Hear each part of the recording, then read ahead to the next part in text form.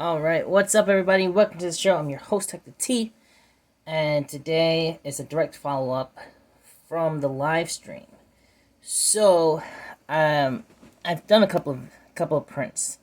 And pretty much I've actually used just the settings that came with it right out of the box. So here, let me show you. So I did a little Iron Man statue. And he's pretty good on the detail. It's just like there's a lot of strings, and the little minor details, little minor details got messed up on him, and for what it's worth, like I said, right out the box, I haven't made any changes to the settings or anything like that. It took, I want to say, close to 3 hours to print the little statue. Now, like I said, this is a little statue. He's pretty small. I want to say like maybe 3 or 4 inches in size. And here's a little Batman that they have at Target. The little Batman series, the black and white series, for reference. If y'all have these, you know exactly how big these are. The Iron Man is just slightly smaller. See? So, yeah, it was set to PLA fine detail, so that way, because he's really small, so he has the little details. The only thing is, like I said, his hands, they have like webbing in between them. The model did come with support material in between here, so that way the hands were actually hands. They weren't like just mess. And that, like I said, I clipped those off because it came with it. You can print it without those and make your own support, but I just use, what do I use? I use Slicer. Yeah. Free program called Slicer, and that's what I use. So I just let it have the support from the actual model instead of having it make it. Now, generally, I'm built on terms of quality. Like I said, it's really good because it's very small. So the quality is definitely there. He's really smooth. Like I said, the only thing was that his shoulder blades on top, they got messed up. And maybe a little bit towards the back, but the shoulder blades got a little bit messed up. His hands have webbing so that you don't actually have fingers. You see the fingers, and then there's webbing in between all 4. His thumbs are open, so you could see his thumbs.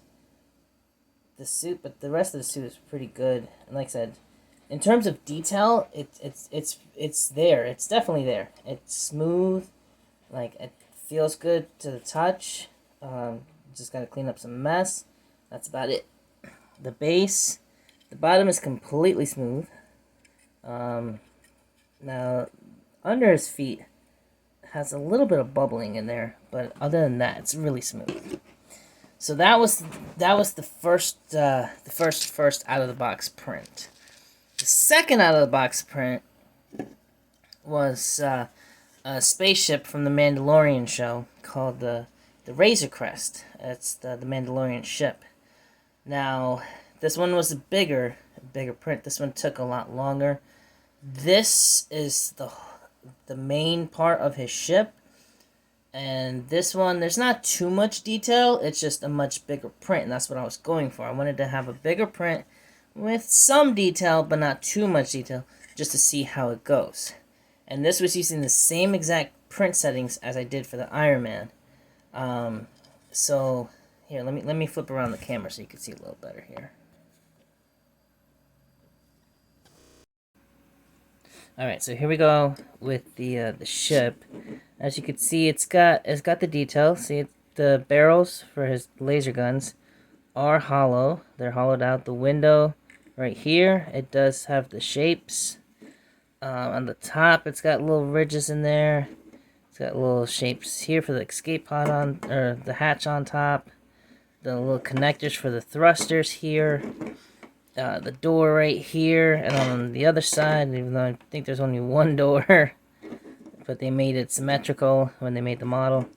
The back right there. Now that is probably the smoothest part on this whole model, is the back door right here, and that's because when it printed, it actually laid it flat like this. So that back was where it laid on the base of the printer. So everywhere else is kind of eh. I'll admit it's pretty eh for it. And that's because, as you can see, it's very rough and it's not smooth. The layering, you could see there's flat layers in there because it was tilted on an angle as it printed.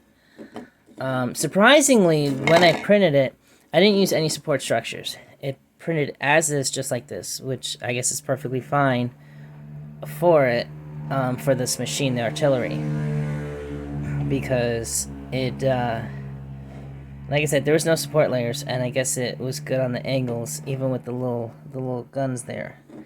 Now, after I did that, I did do the engines, and as rough as they both are, they actually fit in perfectly. I just gotta glue them on. Now, the thing about the engines is this was set to the same settings, and this was set to fine detail settings. This was set to normal detail settings. Now, the funny thing about it is this took 2 hours to print. This literally took 1 hour.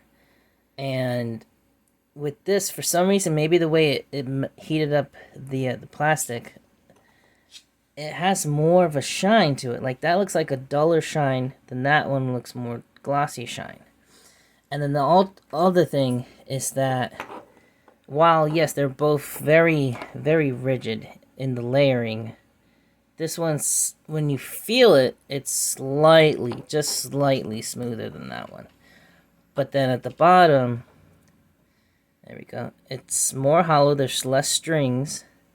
And yes, this was touching the base at the bottom.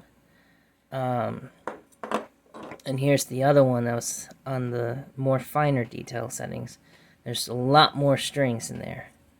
Same thing with the top of the turbine. The very tippity top right there did get messed up a little bit. And it is a lot more string. I actually cleaned out some of the strings in there. This one I barely cleaned out any strings, and that's literally how it came out, with the tip of the turbine being a lot better quality. Now, the bottom,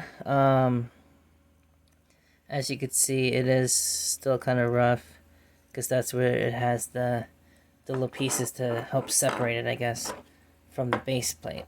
But yeah, so those are the engines. And then I did also do a test here, which was to see how well the smoothness would be. Because with this test, it was a sphere, and I'm like, you know what, if these came out kind of, oh geez, they're really slippery. If these came out really rigid, let me try something that I know would be smooth. Let me find the most basic of shapes that I can find, the basic model that would guarantee it to be as smooth as possible. And that's where I found this sphere. And there's even with the file a complete sphere or half a sphere. Now this was a good testing point for my printer, because this was just a half a sphere, and you can already see the imperfections here. It printed it like this, and as you can see, it's half a sphere, but you know, it's not rolling. So on the very bottom, when you take a look here, it's got that flat point from when it was sitting on the base. So that tells me I definitely need to calibrate this thing, because there should be no flatness. It should be perfectly smooth here. I should be able to put it on the desk like that and it roll around like this. It should be able to do that, but it can't. So I definitely have to calibrate it, because the Z-axis is off. And then I also have this line. It looks, I don't know. I have to do another one and see how it prints. It looks like it went around here, came back, boom, and then came back, and it literally just kept looping around instead of just going completely around in the layers, which that might be from the infill. I'm not sure. This was at 10% infill, so that might be from the infill. I'm gonna print it without any infill, so it's gonna be completely hollow. I'm gonna see if it does the same thing, and then like I said, I also have to fix the z-axis because the top part right there is really messed up. And then, of course, there's this, which that's technically the top. That was the last part that was printed. And as you can see, it's really bubbly and rough and rigid there. And it's supposed to be completely flat and smooth. So that didn't happen. And it's like a quick little 1 or 2 layers. Because I can, see, I can peel it away. But I don't know what's going on because underneath it is another layer, which is actually smooth. It's not bubbled. So I don't know if maybe it just spent too much time on this layer and the heat bubbled it, but I'm not sure. I'm gonna have to reprint this and watch as it does it. But yeah, so overall, right out the box, it definitely needs some tuning. It's good for certain things, but it definitely needs some tuning. So here's my first prints. These are the very first things that I printed right out of the box. So like I said, I'm gonna do some more fine tuning, and I'm probably gonna do a video of that so you can see exactly what I'm doing here, and we're gonna go from there. So like I said, this is just a quick little video I wanted to show you guys, and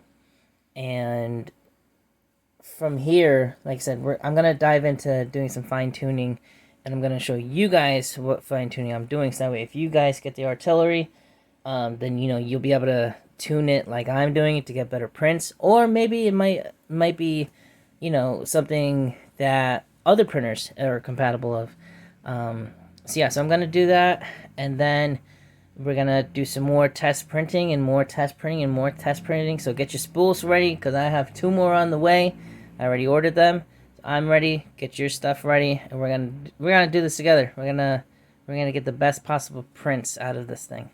Yeah, so that's it for this video. Like I said, I just wanted to show you guys firsthand right after the live feed, right after it's set up, is what it can do as soon as you set it up. But yeah, so far it's a little rocky, but we're gonna make it good. So go ahead and hit that subscribe button, so that way on my next videos you guys are alerted. Hit the bell so you get the notification, so you can come back and watch it, see how this turns out with me. And if it helps you, definitely leave me a like. Let me know. And we're gonna go from there. And of course, like I said, I'm definitely gonna keep doing my other car videos. And those of you on TikTok, I got more videos on there. If you don't follow me on TikTok, it's at Hector T Talks, same as here on YouTube. But yeah, so go ahead, hit that button so that way you get the notifications when I upload these videos. And I'll catch you guys on the next video.